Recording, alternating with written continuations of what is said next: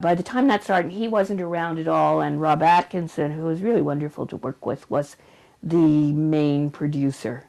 At PRISM. At PRISM, yeah. And I started doing kind of a range of things, from reviews and weird stand-up bits to it finally becoming simply op-ed, which I love doing.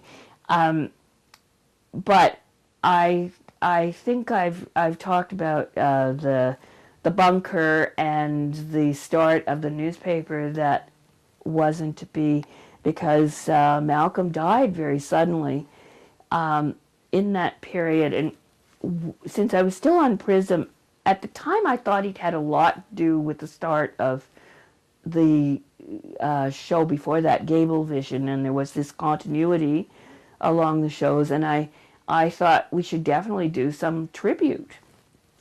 And so I asked his partner, who kind of just blew me off. If he didn't know exactly when Malcolm had gone to Oxford and got his D.Phil from Oxford, but he thought he'd gone to UBC. So I called UBC registrar, and I found out that actually he hadn't completed a degree.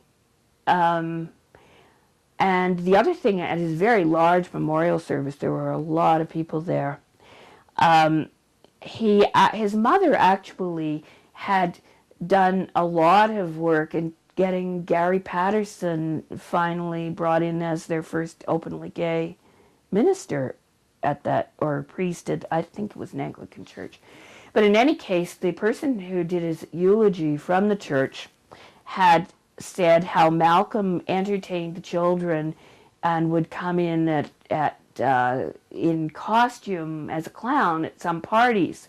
So I thought, okay, well, I can't do anything with the degree bit, but this is a little known side of Malcolm. So I called that person up, the Anglican priest whom Gary later, I think, took over for, and I said, well, tell me about these parties. And the first thing he said was, oh, Malcolm terrified the children.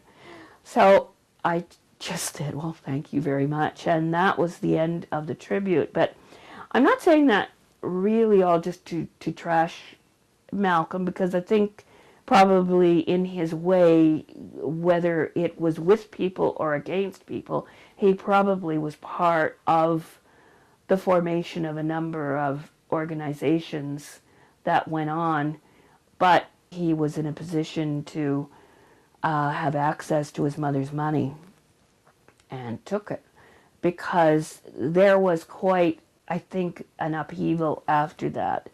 And I think his mother had no idea that she was going to be funding a gay newspaper, if indeed that's where the money was going to wind up, or did, or who knows what happened to it. I don't know. Apparently he was using money from his family without their knowing about it to seed efforts with the Pride Parade as well.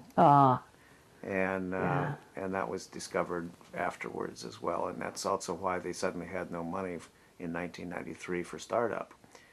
And so both Gary Penny and Terry Wallace undertook fundraising, and I think Gary Penny actually made some financial loans himself to seed the effort in '93, so that we wouldn't miss one year of the parade. And after that, of course, they created the Vancouver Pride Society, which was a democratic constitutional society, unlike the one that Malcolm had designed. See, originally what happened here, the first Pride Parade was put on by a combination of the Community Center and the Greater Vancouver Business Association and a lot of other organizations and bars as well. But there was an organization created by the third one, and Malcolm took over that organization. And later on, he was challenged by Jim Diva for the leadership of this organization, and he called an emergency meeting and terminated the society and created a new society that institutionalized his leadership. In other words, a non-democratic So he created his own dictatorship so he could control this organization. And that was the organization that was still in place when he died. And so after they rescued the parade that year, they determined to create, a democratic, constitutional organization. You went on for, you said like 10 more years on PRISM? Or? Yeah, I went on till it ended. And it was during that time, actually I think before that time, I wrote a column. I started it with Xtra West, and I went on 2.5 years with that. I was actually the first woman columnist. I think I started in about the third issue. Stan Persky and I can't think of his name. He was the first editor. Gareth? Dan Gothrop. Oh. Was the first editor. He left fairly early on. I think he moved to Southeast Asia or something. And Cindy Filipenko took over, but it was Daniel Gothrop who hired me originally as the woman columnist on the front page to offset Stan Persky, and then I think Stan left and it was somebody else. And I did that for 2.5 years. And what was the column called? Oh,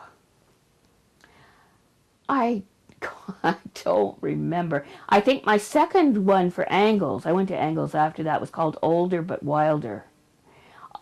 Untamed Tongue was what it was called in Xtra West. So you wrote for Xtra West first and then for Angles? Yeah, huh. Yeah, 2.5 years.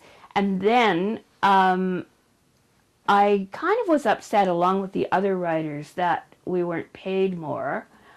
And again, the columns were cut from 750 to 600 words and put inside the paper, and didn't really like that. As an editor, I felt Cindy, who was very much younger, 30 years younger than I, or something like that, didn't get some of my references, and she would just cut things. If she didn't understand it, she would cut it without any kind of reference back to me. So I would have these things that didn't make sense in the context. I work very hard at my writing. I'm extremely fussy about every syllable. I fact check as far as humanly possible, and every comma matters. And I found that very hard to deal with. So what did you think of Angles editor Richard Banner? Oh, well, Richard Banner is the best editor I've ever had in my life.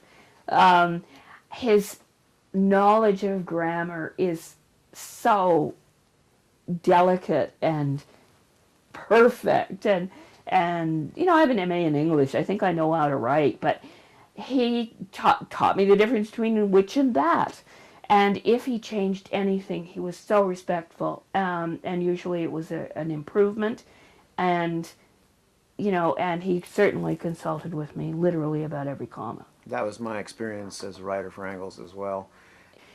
And right now I'm working with a group of queer seniors in an extraordinary writing group, Quirke-e, that comes out of the center, the Generations Project, that I think has done a lot to promote the visibility of gays and lesbians and transgendered seniors, elders, and we put on shows. We've done art. We're always connected to computers. We're in our 4th year of funding from a variety of very Byzantine sources, as long as our instructor Claire Robson and right now Nancy Snyder is doing the technical part of it. As long as they've got good money, well, I don't care who it comes from. And I think we'll continue doing more things. I hope more theater for myself. Well, thank you very much for your interview. It's been most enlightening, and thank you for your lifelong work. Well, you too, David. I think I met you in year dot, something like up right close to it. Yeah. Okay.